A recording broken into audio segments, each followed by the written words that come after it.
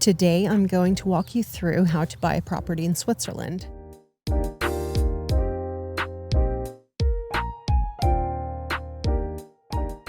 This is based on my own learnings, having purchased a property in 2023, sold it, and then bought this house that we're currently living in 2025.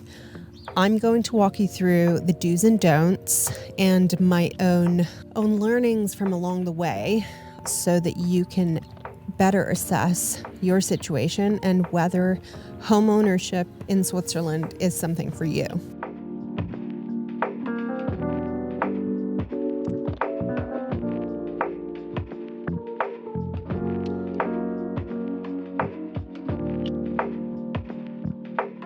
Before doing anything else, if home ownership in Switzerland is something that you're interested in pursuing, I would get in touch with banks.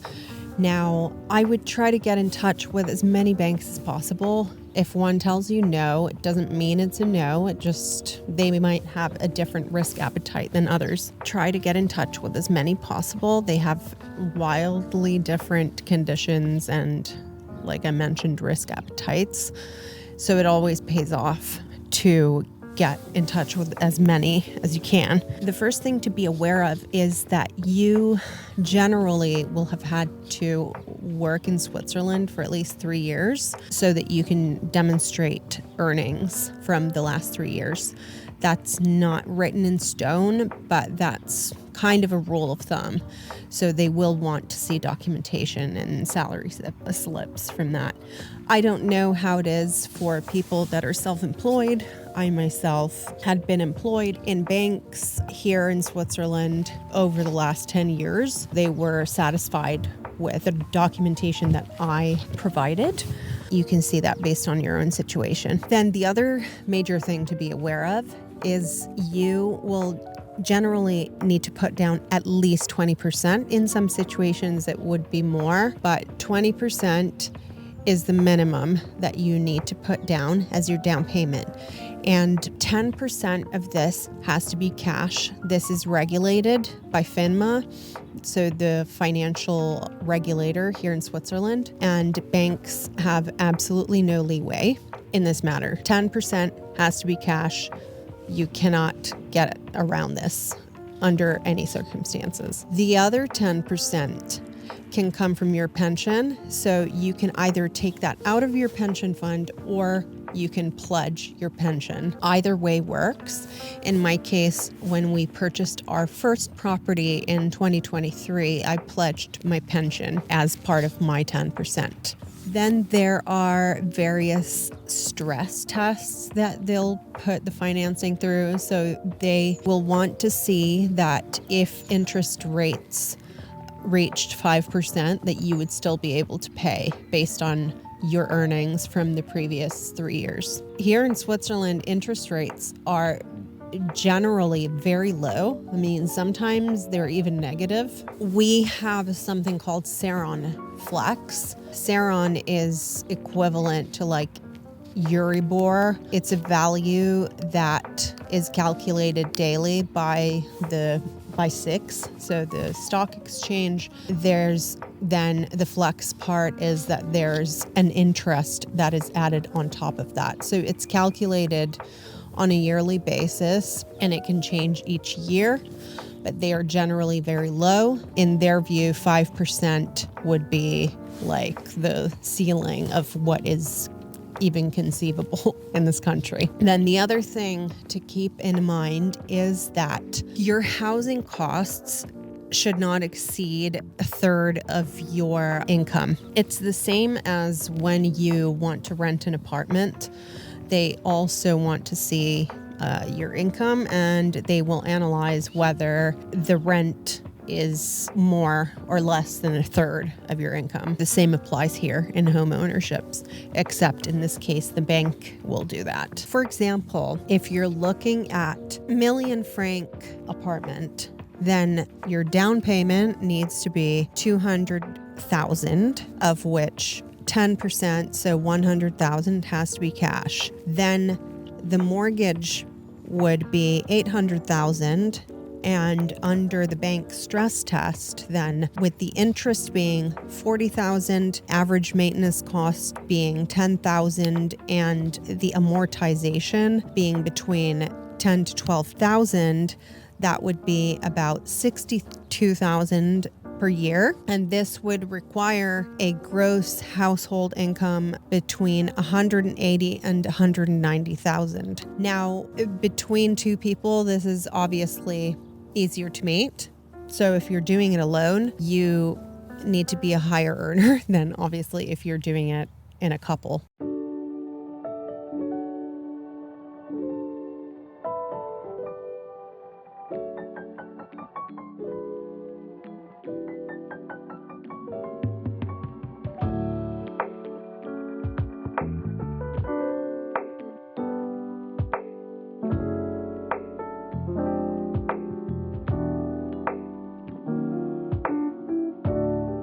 Now, the second part, once you have a bank that's willing to give you a mortgage, is to look for the actual property. Everything here moves very slow. Sometimes there's a lot available. Sometimes there's really not many things. One thing that I will say is that if you are looking for a house, what's mostly available on the market is very old houses. So you'd have to bear in mind that the renovation costs would be astronomical. You generally would have to redo a lot of utilities that haven't been touched in years, sometimes decades, and other things like that. Just to make it livable, you might have to renovate the kitchen. The bathrooms in the houses here are most of the time absolutely awful. I had to say that, but it's true.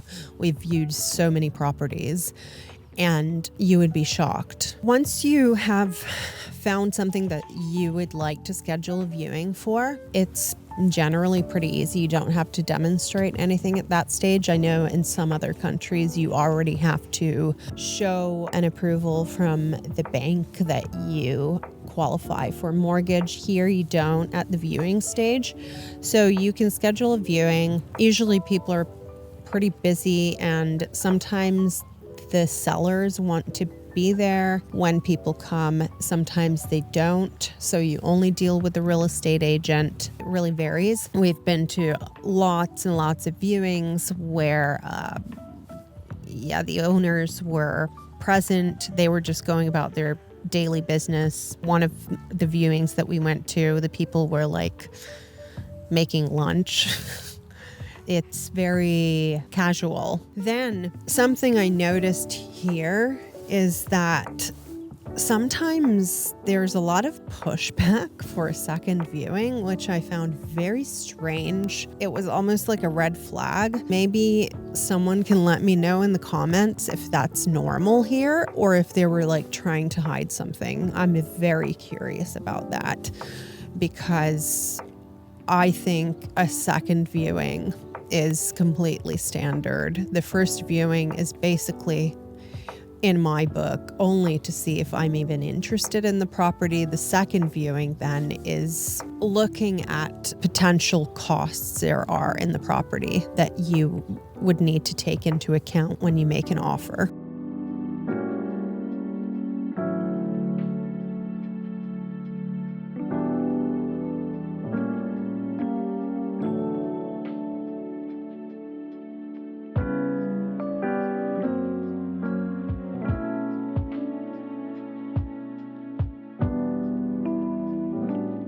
Once you do want to make an offer, that's also been pretty casual in my opinion. You just send an email saying you're making an offer, and from my recollection, you also attach a document that you get from the bank just confirming that you qualify for a mortgage for this specific property.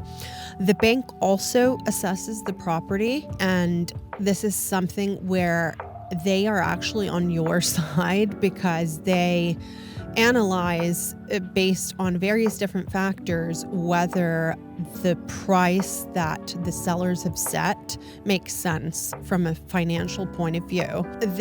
Once they've done this, then they can send you that document and you can attach that to your offer.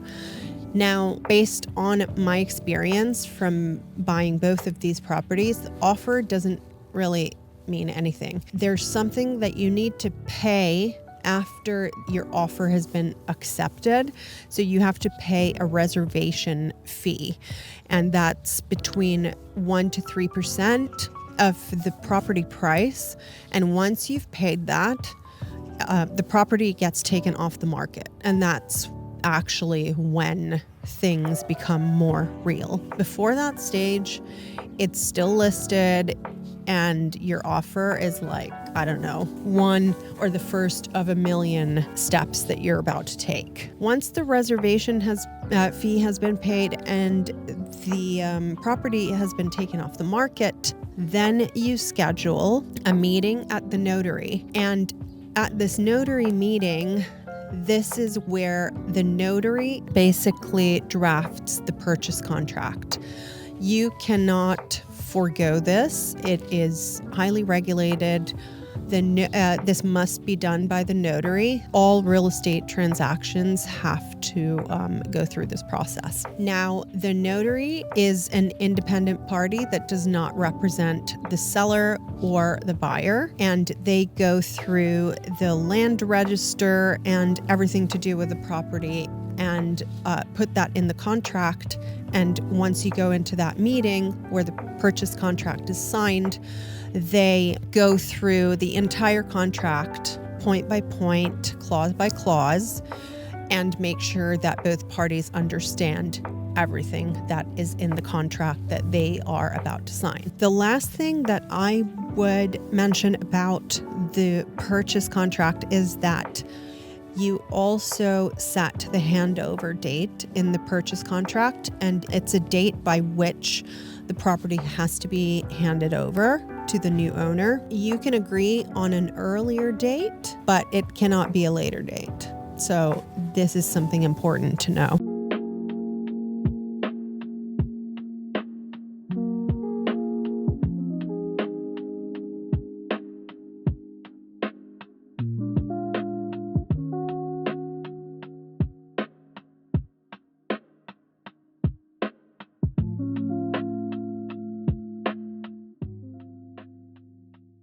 Then just to quickly walk you through who can actually buy a property here in Switzerland. Obviously, for Swiss citizens, they can buy property without any restrictions. For C permit holders, they can largely buy property without any restrictions. B permit holders, they can buy a primary residence that they live in. They can't rent out their property.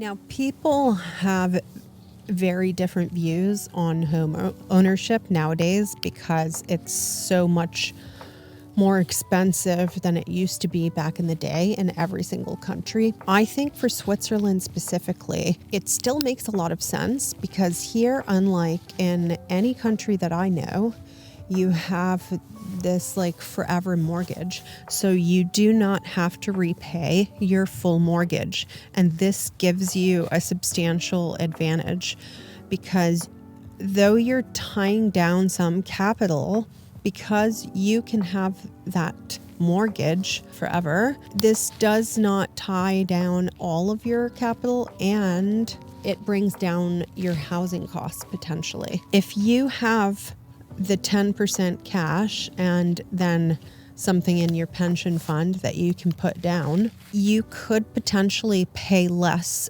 than you would on the renter's market. Now, this is the number one thing that I would check before making any moves, because otherwise it's just a huge opportunity cost, and you could put that capital into other types of investments that make more sense for your personal situation. But in my case, it made more financial sense to do it this way. And it depends where you live, obviously, where in Switzerland you live, but real estate prices are always going up. This is a very unique country where we have both a very strong currency, we have low interest rates, and we have property prices that are high, but always increasing, because there's a lot of people who want to invest in real estate here. So those are all huge pros in home ownership in Switzerland. The other advantage that I see here is that instead of direct amortization, you also have the option of amortizing through your third pillar, which is, it's equivalent to like a Roth IRA in the US. So it's possible here that you make part of your amortization into your third pillar, which is capped at 7,058 francs per year, and the rest of that directly.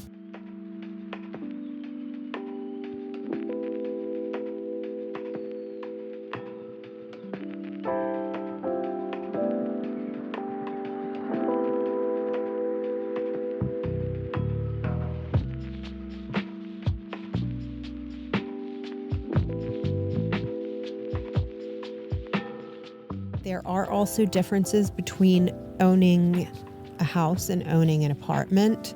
So if you own an apartment like we did before moving into this house, there are these homeowners meetings where they vote on different things, and these can be investments into the property. So if more than half of the owners want to get solar panels, that costs a lot.